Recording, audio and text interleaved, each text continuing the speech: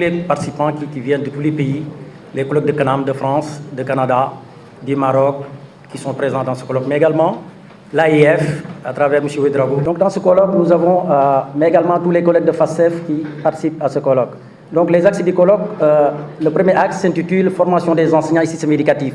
Quand on sait que la formation des enseignants est le creuset de l'école et le creuset, par exemple, des sciences de l'éducation, un enseignant bien formé participe à la construction de l'école. Et donc, dans cet axe, nous regroupons toutes les communications qui tournent autour de la formation initiale, formation continue, mais également c'est mis en relation avec ce qu'on appelle les systèmes éducatifs. Qui parle de formation des enseignants, parle de systèmes éducatifs, parce que ce sont les systèmes éducatifs qui mettent en place tout ce qu'on appelle les programmes de formation des enseignants. Et la formation des enseignants fait partie d'un volet très important dans le développement de l'école, mais également de l'éducation.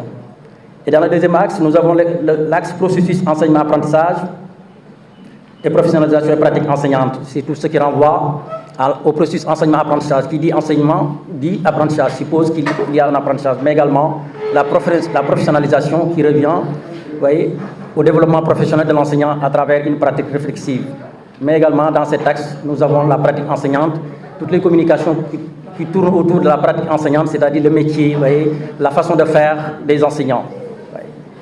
Et dans le troisième axe, qui s'intitule Pédagogie didactique et évaluation des apprentissages, c'est toutes les questions relatives à la pédagogie, pédagogie du projet, pédagogie différenciée, toute pédagogie nouvelle, etc., mais également toutes les questions qui tournent autour de la didactique.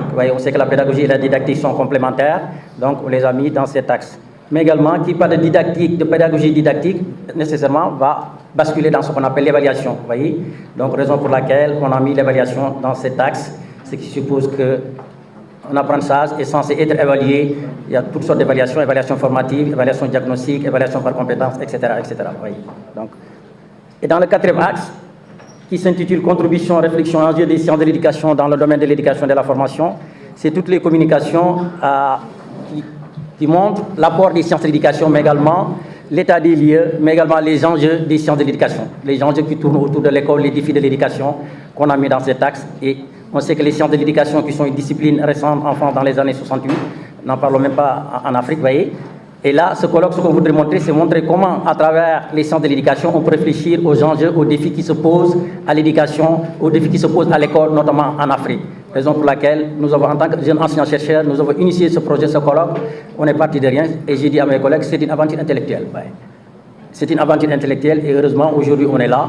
Donc, je remercie tout le monde, tous les participants qui ont participé à ce colloque, qui ont pris à ce projet et qui sont venus témoigner leur reconnaissance, mais également qui sont venus échanger dans des moments de débat. Et je souhaite que ce colloque qui se déroule dans 2 jours soit un moment d'échange, de richesse, où nous allons tisser des liens, ouvrir des portes et des perspectives pour mieux construire l'école, aussi bien en Afrique et dans le monde. Je vous remercie. Programme Apprendre de l'AIF, Mesdames et Messieurs les chefs de département, Mesdames et Messieurs les représentants des facultés, Mesdames, Messieurs les partenaires techniques et financiers du secteur de l'éducation, chères étudiantes et chers étudiants, honorables invités en vos rangs et grades respectifs, Mesdames et Messieurs, au nom du directeur régional de l'UNESCO pour l'Afrique et du Sahel, M.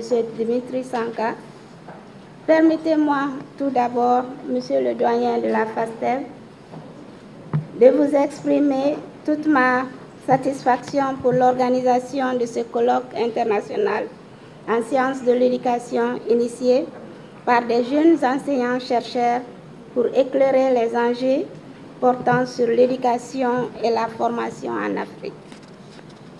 Rappelons que le développement de l'éducation a un impact réel sur le développement socio-économique de nos pays. L'initiative d'organiser un colloque international sur des thématiques pertinentes liées à la formation et à la professionnalisation des enseignants dans le but d'éclairer la communauté éducative scientifique sur les enjeux, les apports, les analyses et les réflexions des différents contours en sciences de l'éducation est à saluer. Monsieur le ministre, honorables invités, Mesdames et Messieurs, La contribution et l'expertise des enseignants dans l'amélioration de la qualité de l'éducation et du rendement scolaire sont essentielles pour apporter des solutions pérennes aux problèmes qui bouleversent nos systèmes éducatifs. De nombreuses études ont en effet relevé l'existence d'un effet enseignant, tant sur les acquisitions scolaires des élèves que sur leur comportement, attitudes et croyances. L'enseignant joue un rôle primordial dans la réussite scolaire des élèves, puisque c'est lui qui véhicule les connaissances et donc l'apprentissage des élèves. Malheureusement, si l'un des objectifs du système éducatif est de s'assurer que les élèves et étudiants acquièrent les compétences attendues à la fin de leur parcours scolaire, le niveau d'acquisition de nos écoles est globalement faible et demande à être amélioré. Parmi les principaux facteurs explicatifs de ces déficits chez les élèves se trouve le faible niveau de compétences des enseignants. L'UNESCO, aux côtés d'autres partenaires techniques et financiers, tente de répondre à ces défis à travers la mise en place et l'opérationnalisation de projets et programmes qui contribuent à l'amélioration des enseignements et apprentissages afin de s'assurer qu'aucun enfant n'est privé de son droit à l'éducation. Monsieur le ministre, honorables invités, mesdames, messieurs, parce qu'il est primordial de remédier aux défis cités, l'UNESCO s'attache à renforcer les capacités des ministères des États membres pour doter les systèmes éducatifs d'enseignants qualifiés, bien gérés et en nombre suffisant. Je ne saurais terminer mon intervention sans exprimer mes remerciements aux autorités sénégalaises et à l'ensemble des parties prenantes qui accompagnent les ministères dans le renforcement de la gouvernance et de la formation des enseignants et plus globalement à rendre les systèmes éducatifs plus performants car moteurs du développement socio-économique. Je vous remercie de votre aimable attention. Professeur Thiam, Dr Sékou Diallo, professeur émérite M. Mérieux, Dr Tiao, Excellences, les représentants de toutes les facultés qui sont là, bienvenue. Avant tout propos, je voudrais d'abord vous présenter mes vœux les meilleurs pour cette nouvelle année qui commence. D'abord, mes vœux de santé. La santé pour chacun, la santé pour tous. Ensuite, mes vœux de paix. La paix dans les cœurs, la paix dans nos pays, la paix dans le monde. Et enfin, mes vœux de prospérité et de charité. Soyons prospères et soyons charitables autour de nous. Mesdames et messieurs, c'est un honneur pour moi de prendre la parole au nom de l'Agence universitaire de la francophonie à travers le programme Appui à la professionnalisation des pratiques enseignantes et au développement des ressources en abrégé à apprendre devant d'éminents chercheurs du monde de l'éducation en ce jour. En effet, ce colloque, dont le thème est « Les sciences de l'éducation, apport, enjeux, réflexion dans le champ de l'éducation et de la formation » est une aubaine inouïe pour les chercheurs, les enseignants-chercheurs, de se rencontrer et d'échanger. Ce sont d'abord des moments de construction et de circulation des savoirs qui auront, à n'en point douter, un impact sur le système éducatif en particulier et le devenir des sociétés africaines en général. Ensuite, il est une invitation à des changements positifs, inclusifs et contextualisés. Et enfin, c'est un tremplin d'aide à la décision pour une meilleure prise en compte de nos besoins actuels en matière de politiques éducatives. C'est donc une fierté pour le programme Apprendre d'accompagner cette initiative qui rentre en droite ligne avec ses objectifs, notamment dans sa deuxième composante, qui est le renforcement de la recherche francophone sur les enseignements et apprentissages. Le programme Apprendre, qui se déploie dans 26 pays, est déjà à son 4e appel à projet en recherche en éducation, dont 2 qui sont déjà clos et 2 qui sont en cours, avec plus de 26 études publiées sur son site. C'est la preuve de l'importance qu'Apprendre accorde à la recherche. Mesdames et messieurs du comité d'organisation, éminents chercheurs réunis en ce jour, le programme Apprendre tient à vous féliciter pour cette brillante initiative et vous réaffirme son soutien et son engagement à accompagner les chercheurs, les enseignants-chercheurs, les institutions d'enseignement et surtout de recherche en éducation. Merci encore à tous pour le don de soi, pour un monde meilleur. Vive la recherche en éducation. Je vous remercie. Monsieur Pakwende Edouard Ouedrago, représentant de l'Agence universitaire de la francophonie et en particulier du programme Apprendre. Mesdames et messieurs les doyens, assesseurs, chefs d'établissement, je voudrais saluer nos doyens affectueusement, le doyen Abdoulaye Dien, le doyen Diao Faye, que j'ai l'habitude d'appeler notre grand goro, il sait pourquoi.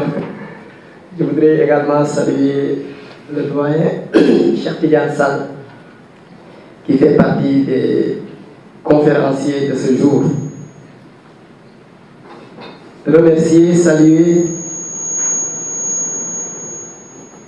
tous les communicants qui viennent des 4 continents, monsieur le doyen. Je pense que nous pouvons dire qu'aujourd'hui, la FASTEF et l'amphithéâtre Kocc Barma Fall constituent une sorte de centre mondial pour 2 jours des sciences de l'éducation. Et saluer en particulier la présence du professeur Philippe Mérieux, que l'on ne présente plus. Et je voudrais en profiter pour saluer ses amis, professeur Nian, professeur Diallo, et faire une confession. Professeur, je sais que je ne suis pas le seul, mais nous pillons littéralement vos œuvres dans nos enseignements apprentissages.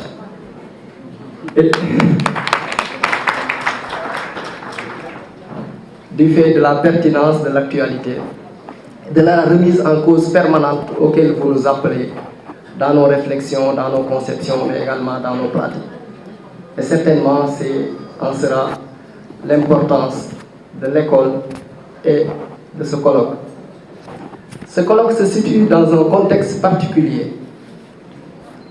Moins d'1 mois après la célébration des 60 ans du Centre pédagogique supérieur, École normale supérieure et aujourd'hui FASTEF, marqué notamment par une conférence inaugurale de notre respectable maître, le professeur Souleymane Bachir Diagne, sur une thématique plus qu'actuelle qui nous a menés à nous interroger sur éduquer et apprendre pour demain.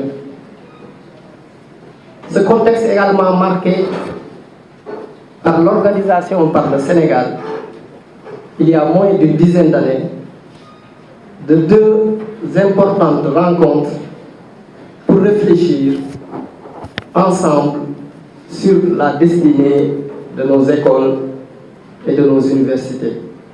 La première rencontre concernait les assises de l'éducation et de la formation, et la seconde était la concertation nationale sur l'avenir de l'enseignement supérieur, qui ont permis au programme paquet qui concerne l'amélioration de la qualité, de l'équité et de la transparence du système éducatif et qui sert de boussole à la conduite de nos systèmes d'éducation et de formation. Je voudrais juste rappeler que l'école, encore une fois, est au cœur des préoccupations des plus hautes autorités, non seulement du monde, mais de l'Afrique et du Sénégal. Le Sénégal fait 17 millions d'habitants, mais l'Afrique, qui faisait en 1900 100 millions d'habitants, est parvenu à avoir une population de 300 millions d'habitants au moment des indépendances, qui est estimé à 600 millions d'habitants en 1990 et à 1,4 milliard d'habitants actuellement, et les projections les plus raisonnables situent la population du continent africain à 2,7 milliards d'habitants en 1950. En 2050. C'est dire que les défis auxquels l'école est confrontée, ou l'école sera confrontée, sont des défis immenses à côté des défis environnementaux, des défis climatiques, mais également des défis sanitaires et surtout sociaux. Je ne me considère certainement pas comme un moralisateur, mais nous pouvons considérer les sciences de l'éducation comme un champ carrefour qui nous permet de réfléchir de façon critique et prospective sur les conceptions et les pratiques que nous sommes tous amenés à mettre en œuvre pour faire face à ces immenses défis. Face à ces challenges, les gouvernements mondiaux, africains et en particulier sénégalais sont en train de mettre en œuvre d'immenses efforts pour résorber les déficits en matière d'accueil, de qualité, d'équité et de transparence de nos systèmes d'éducation et de formation.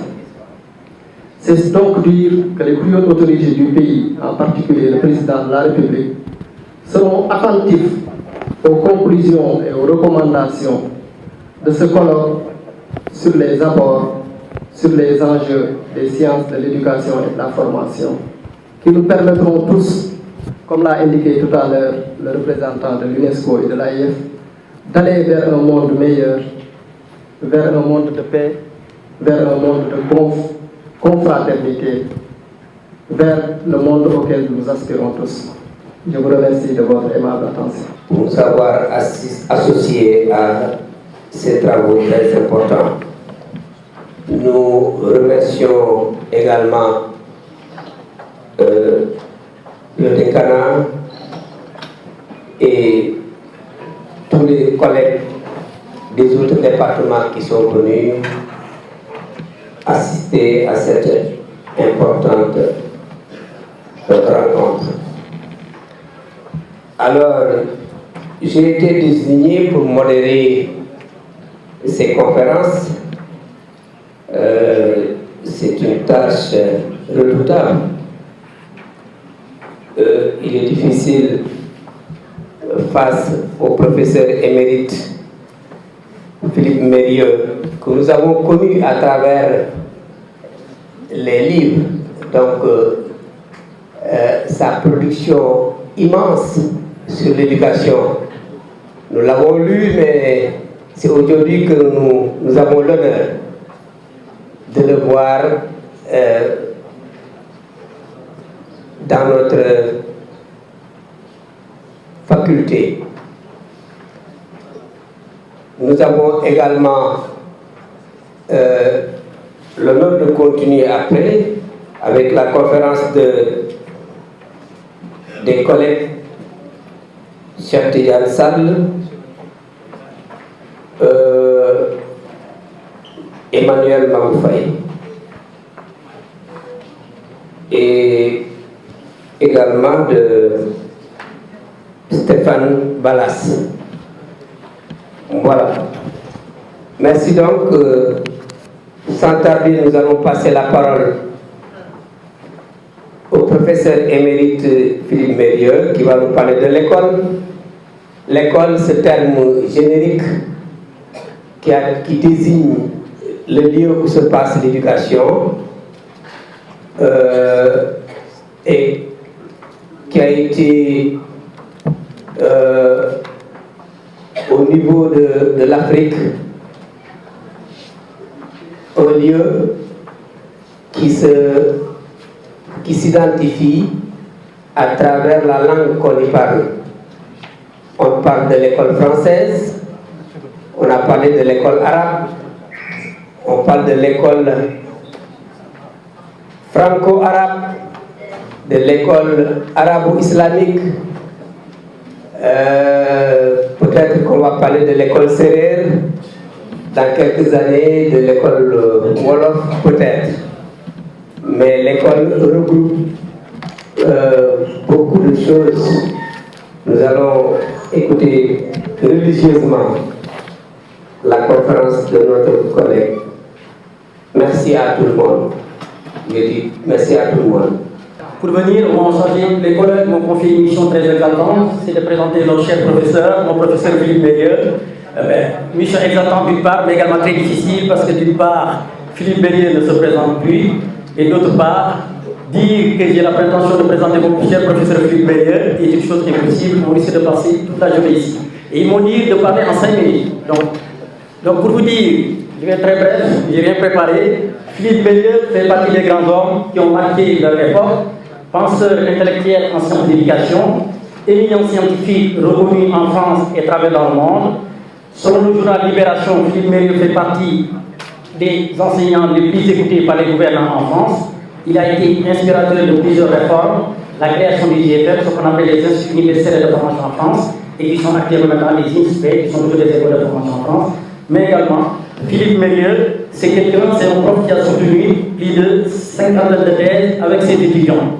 Bélieu, c'est quelqu'un qui est disponible, généreux, mais également travailleur qui nous a accompagnés dans l'effort. Et d'ailleurs, il y a des étudiants ici, Amadou Yoronian, qui est son étudiant, mais également Myriam Beldawi, qui est de Maroc et qui fait partie de ce groupe. Donc, parler de Bélieu, on va distinguer deux personnages. Bélieu, l'homme intellectuel en sciences d'éducation, mais également l'autre Bélieu, qui est l'homme Bélieu. C'est quelqu'un de très généreux. Moi, jusqu'à maintenant, quand je prépare des cours en France, je sollicite ses conseils. Nous avons maintenu la relation. Et pour vous dire, quand on est étudiant, il nous accompagne, il nous recevait à l'université, à la région, quand il était vice-président de la région, mais également chez lui quand il a pris sa retraite. Donc, pour vous parler de Bélieu, je vais commencer par son hommage qui a été fait en 2015 quand il prenait sa retraite à Lyon 2. Pour vous dire que tous ses collègues et amis qui le connaissaient mieux que moi dans sa Hadji, Jean Moussaï, nous ont parlé de Bélieu. C'est quelqu'un qui a écrit plus de 35 livres. Et c'était en 2015. Donc maintenant, on doit être dans une quarantaine de livres. Hadji, Jean Moussaï disait que ces livres, on ne sait pas combien de tomes ont été reproduits. Personne dans ce chiffre. Peut-être que mon cher professeur le sait.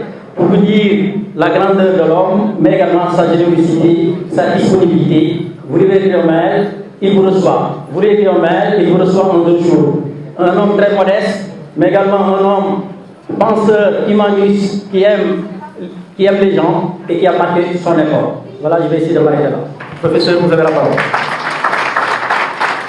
Après la cérémonie des 60 ans de la FASTEF, dont on nous a parlé tout à l'heure, dans cette assemblée qui réunit des représentants de la plupart des pays d'Afrique et au-delà, très heureux de collaborer, d'avoir collaboré avec Sékou Diallo à l'organisation de ce colloque depuis plusieurs mois, depuis plus d'1 an maintenant, et très heureux de pouvoir m'adresser à vous.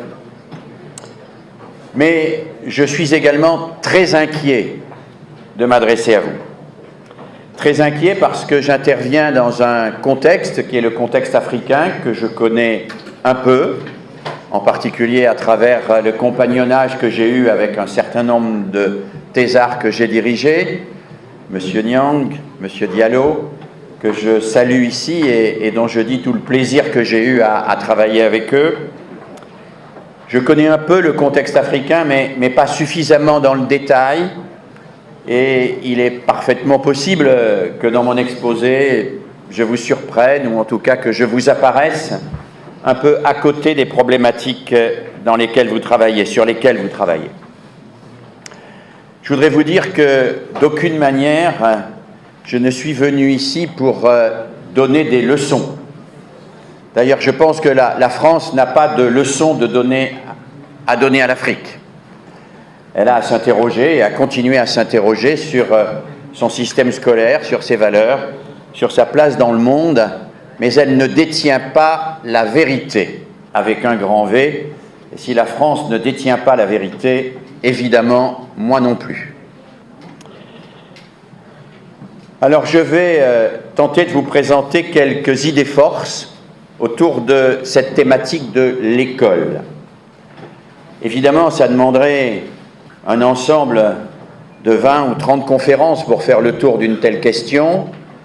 Ça demanderait aussi de vous citer tous les travaux et toutes les recherches qui, dans le monde, travaillent autour de cela. C'est gigantesque, c'est immense et je ne vais pas pouvoir le faire aujourd'hui. Donc je vais me limiter à quelques idées-forces. Alors, je m'aperçois, c'est toujours comme ça que ça se passe, que mon diaporama ne défile pas. Au dernier moment, il y a toujours... Alors, voilà. Je vais vous présenter 10 repères pour penser, comprendre et faire l'école aujourd'hui. Mais attention, je voudrais insister là-dessus, les repères que je vais vous présenter ne sont en rien des injonctions à mettre en œuvre mécaniquement et a fortiori autoritairement. Ce sont des perspectives pour interroger les discours que nous tenons et réfléchir aux pratiques avec les acteurs, avec les auteurs qui travaillent au quotidien dans les systèmes scolaires africains que vous représentez. Ce que je vais vous proposer, ce ne sont pas des dogmes, mais ça se veut des outils au service de démarches. Plus profondément peut-être encore, ce ne sont pas des réponses, ce sont des questions. Une des convictions les plus fortes que j'ai acquises avec l'âge, c'est que ce qui nous réunit, ce sont les questions. Ce sont les capacités à nous poser les bonnes questions, même si, évidemment, nous devons avoir des réponses différentes en dehors de ces questions et en fonction des contextes dans lesquels nous sommes. Donc les questions que je vais évoquer avec vous ouvrent la réflexion, elles ne donnent pas de réponse. Elles ne donnent pas de réponse définitive parce que les réponses, nous allons les construire tout au long de ces 2 jours. C'est pour la plupart des chercheurs en sciences de l'éducation, mais il faut le rappeler, l'école, puisqu'on parle de l'école aujourd'hui, ne peut pas être confondue avec ce que nous appelons la forme scolaire.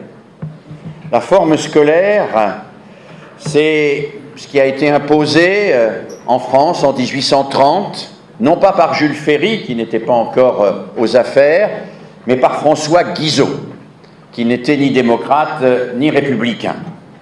François Guizot qui choisit, dans les années 1830-1833, d'imposer ce qu'on appelle le modèle simultané, issu des travaux de Jean-Baptiste de La Salle, et d'écarter le modèle mutuel qui existait aussi en France et qui va progressivement disparaître et même être interdit.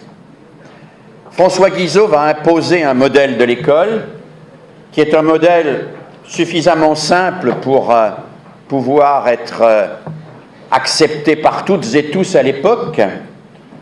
C'est le modèle d'une école constituée de classes, et le mot de classe est alors emprunté à la biologie, avec un maître par classe, avec dans chaque classe des élèves du même âge et à peu près du même niveau, qui font simultanément les mêmes exercices ou écoutent le même cours dans un emploi du temps segmenté. Cette forme scolaire n'est en rien éternelle et immuable. Elle est une invention historique. Cette invention historique dans les années 1830 va être très largement exportée par le biais de la colonisation.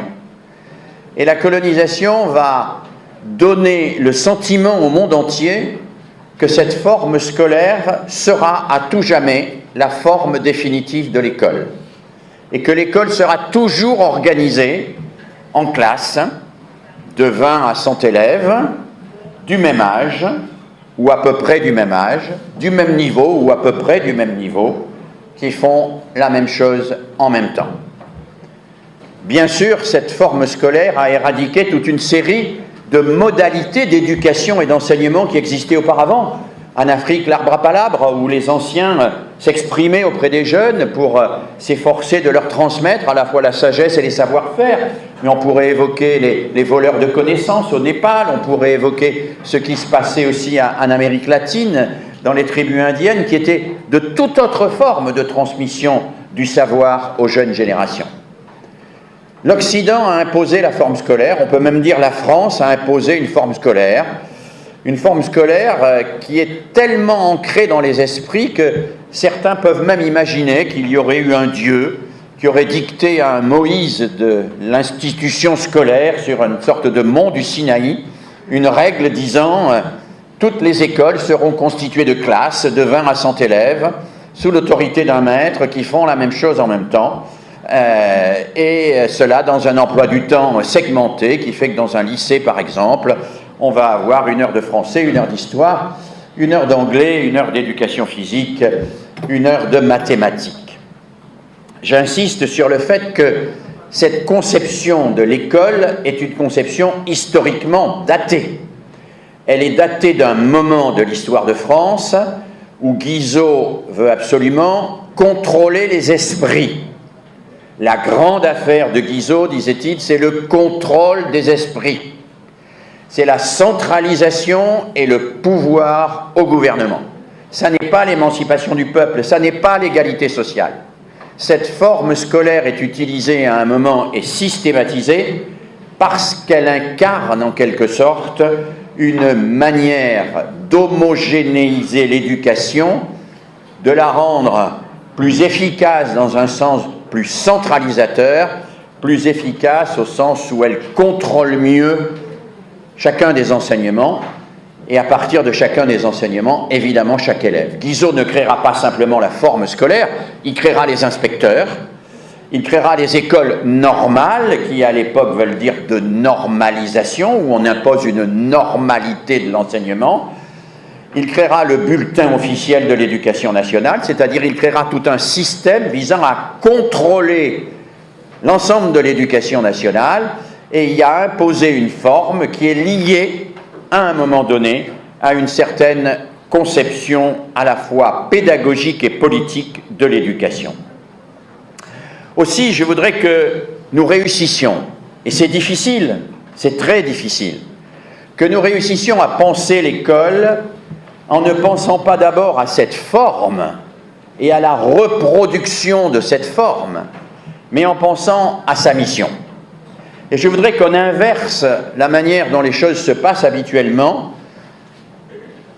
On donne la forme de l'école et on réfléchit ensuite à ce qu'on va y faire dedans, et qu'on se demande ce qu'on veut faire par l'école, et qu'on en déduise, si possible, et qu'on fasse évoluer la forme scolaire en fonction de cela. Faut-il maintenir en permanence les mêmes classes de 30 à 100 élèves, ou faut-il imaginer des formes plus souples avec des groupes plus nombreux d'un côté et des groupes plus petits de l'autre? Faut-il poursuivre avec des classes qui soient les plus homogènes possibles, ou au contraire, faut-il organiser des classes verticales, comme on a pu le voir en Amérique latine, où les plus âgés enseignent aux plus jeunes? Faut-il maintenir l'idée que tout le monde fait la même chose en même temps dans la classe, ou faut-il organiser ce que nous avons appelé en France une pédagogie différenciée? Voilà des questions essentielles qui se posent à l'école aujourd'hui. L'école n'est pas la forme scolaire, et il nous faut réfléchir à la manière dont nous pouvons assujettir l'organisation de l'école à la mission de l'école. Je vous ai montré ici, et vous le voyez en bas, une forme particulièrement caricaturale de l'école, cette classe, avec de très nombreux élèves alignés, mais on pourrait revenir à une autre classe. Ça, c'est la classe de Pestalozzi. Pestalozzi, un des plus grands pédagogues, un de ceux qui, pour la première fois, s'est intéressé aux élèves dont personne ne s'occupait. Pestalozzi, qui, dans la ville de Stans, qui a été ravagée par les armées du Directoire, recueille les enfants abandonnés et les instruit dans quelque chose qui n'a rien à voir avec la classe traditionnelle. Vous voyez dans cette image Pestalozzi qui enseigne. Alors vous observerez, nous sommes en 1791, il y a bien longtemps, qui enseigne à des filles. et qui n'enseigne pas à des filles la couture, mais qui enseigne à des filles l'architecture, ce qui est absolument subversif, évidemment, à l'époque. Vous voyez au pied de Pestalozzi une jeune fille qui elle-même apprend à lire à d'autres enfants. Vous voyez une femme qui vient l'aider. Vous voyez un garçon qui est appuyé au bord de la fenêtre et qui lit seul un livre. Vous voyez d'autres garçons sur le côté qui ont l'air un peu plus chahuteurs. Déjà, à l'époque, les garçons étaient plus chahuteurs que les filles. On voit une classe qui n'a rien à voir avec cet ordre scolaire que vous avez vu dans l'image précédente. Et peut-être nous faut-il aujourd'hui retrouver une certaine forme de liberté pour penser des formes scolaires dégagées des injonctions de 1830, de cette école simultanée imposée par Guizot sur le modèle de Jean-Baptiste de La Salle, et qui est essentiellement une école du catéchisme répétitif et non pas une école de l'émancipation. Deuxième idée que je voudrais vous soumettre, l'école n'est pas simplement un ensemble de services, c'est une institution. J'aime bien distinguer la notion de service de la notion d'institution. Les services, il y en a, nous avons besoin de services qui s'occupent de l'alimentation, de l'eau, qui s'occupent de notre linge, qui nous vend ou qui nous procure des vêtements, ce sont des services. La qualité d'un service se mesure à la satisfaction des usagers. Si vous n'êtes pas content d'un service, vous allez voir un autre service. Mais la qualité d'une institution ne se mesure pas à la satisfaction des usagers. Elle se mesure à sa capacité à incarner des valeurs. Par exemple, personne ne dira que la qualité de la justice se mesure à la satisfaction des justiciables. Si le justiciable condamné n'est pas content, c'est pas grave. Ce qui est important, c'est que la justice respecte la valeur de justice. Eh bien, une institution, c'est cela. Les acteurs d'une institution, les enseignants, mais tous ceux qui travaillent dans l'école, ne sont pas au service des usagers. Les acteurs d'une institution sont au service du bien commun, et ce ne sont pas les usagers qui décident du bien commun, ce sont les citoyens. L'évaluation de l'école ne peut donc pas se réduire à la vérification qu'elle correspond à des critères qui satisfont les usagers. L'évaluation de l'école doit se mobiliser autour de la capacité de l'école à incarner les valeurs qu'à un moment donné, une société donne à son école. Et ces valeurs ne sont pas la simple juxtaposition des intérêts individuels. L'intérêt collectif n'est jamais la simple juxtaposition des intérêts individuels. Il dépasse toujours ces intérêts individuels, les ressaisit et les repense dans la perspective du bien commun.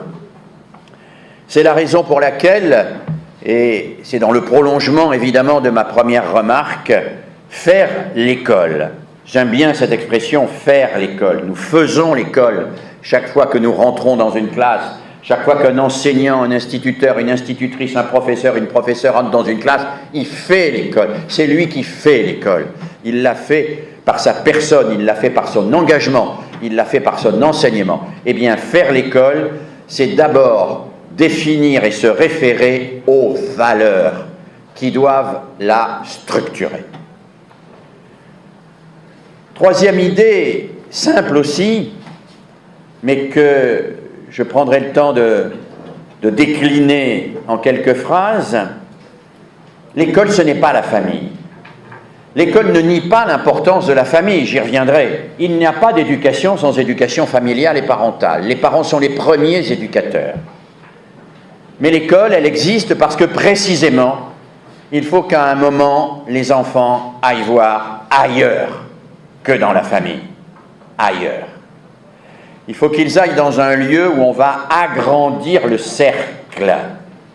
Au-delà de la famille, il y a d'autres familles. Au-delà des familles, il y a le quartier. Au-delà du quartier, il y a la ville. Au-delà de la ville, il y a le pays. Au-delà du pays, il y a la planète. Au-delà de la langue que je parle, il y a d'autres langues. Au-delà de ce que je connais, il y a d'autres savoirs. Au-delà de ce que je sais, il y a d'autres connaissances. Au-delà de ce que je crois, il y a d'autres croyances. L'enfant a besoin de ses parents l'accueillent dans le monde, mais il doit aller à l'école pour agrandir le cercle et découvrir que le monde ne se réduit pas à l'univers familial. Il existe d'autres familles, d'autres villages, d'autres villes, d'autres pays, d'autres langages, d'autres cultures, d'autres métiers. C'est cela l'émancipation. C'est découvrir que l'on n'est pas emprisonné dans le lieu d'où l'on vient, dans la pensée d'où l'on est issu, dans la famille qui nous a donné naissance et qui nous a accompagnés dans le monde. Oui, c'est la troisième idée que je voudrais évoquer avec vous. Il faut que l'enfant aille à l'école pour découvrir l'altérité. L'altérité, c'est la capacité à comprendre que l'autre m'enrichit, que les autres personnes, les autres cultures, les autres langues, les autres manières de voir le monde, eh bien, m'ouvrent des horizons et me donnent de la liberté.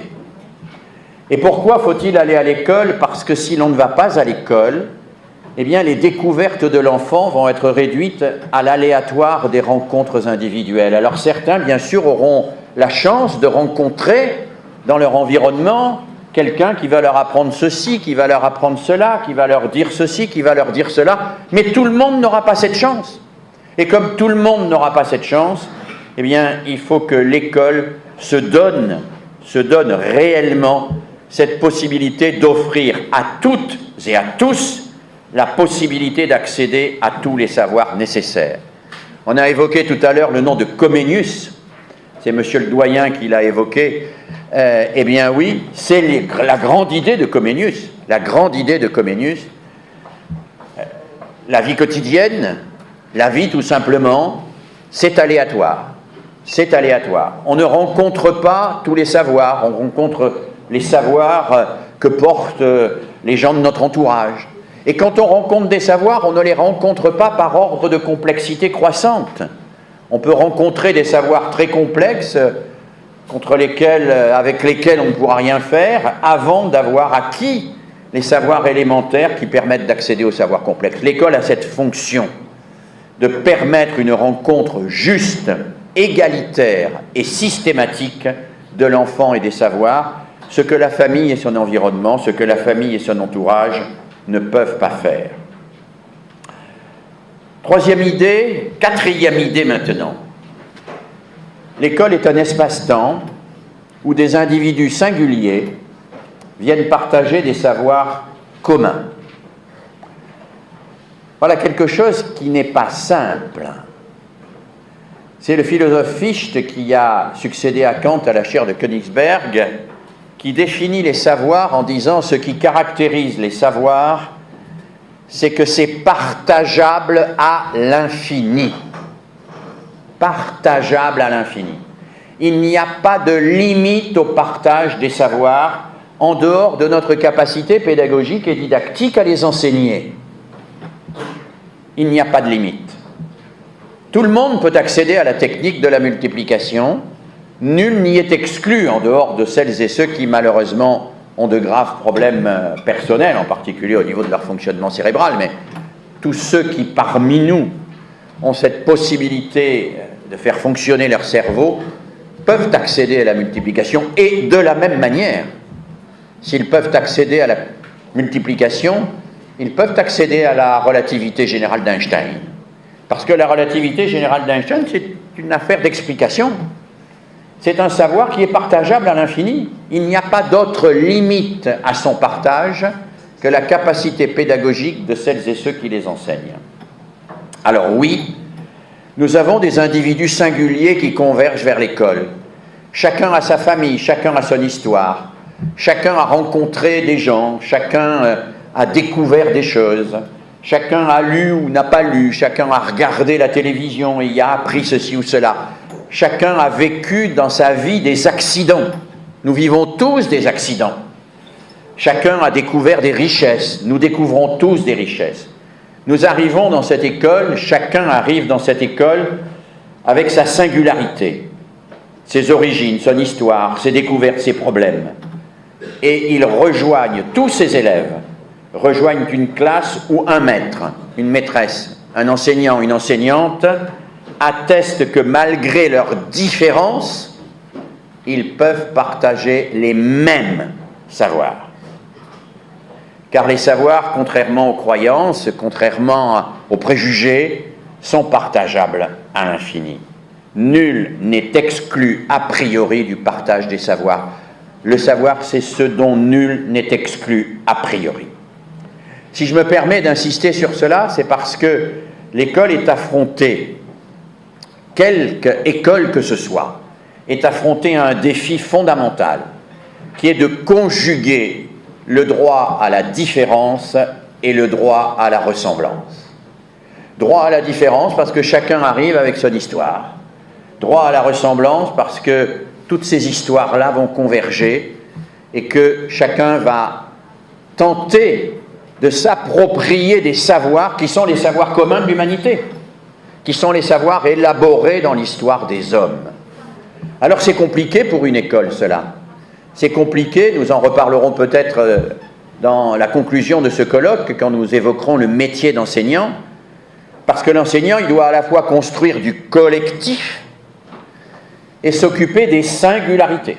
Il doit à la fois construire un collectif qui est un groupe qui existe et qui a une consistance propre, et si l'autre fait de même, j'entends chez l'autre ce qui précisément va me permettre de grandir et d'élargir mon cercle. Oui, l'entrée dans la parole est quelque chose de fondamental, d'essentiel. Et nous aurons peut-être l'occasion au cours de ces journées de réfléchir sur le rôle à cet égard de la parole de l'enseignant. La parole de l'enseignant. Ça n'est pas une parole de violence, c'est une parole de partage.